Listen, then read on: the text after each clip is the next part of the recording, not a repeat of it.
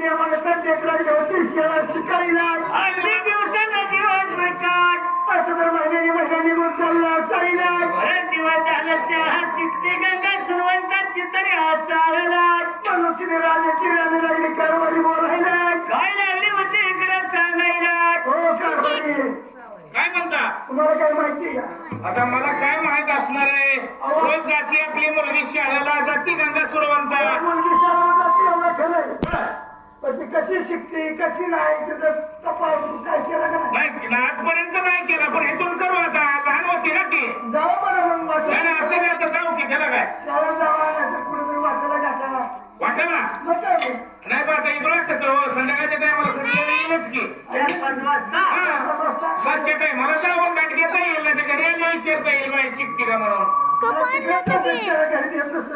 हा असं आहे ना विचार केलाय मनाला आई मनाला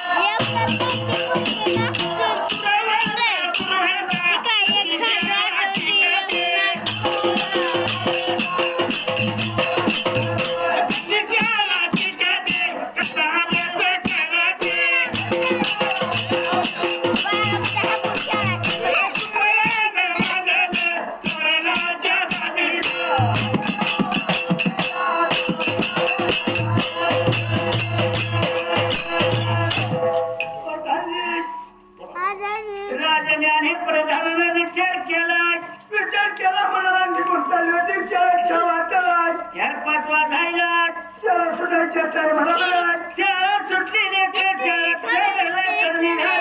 असं जर शाळा सुटल्यावर तर मुली एका मागे एक निघून चालल्या होत्या म्हणतात प्रधानजी आणि राजधानी विरकात असं जर शाळेच्या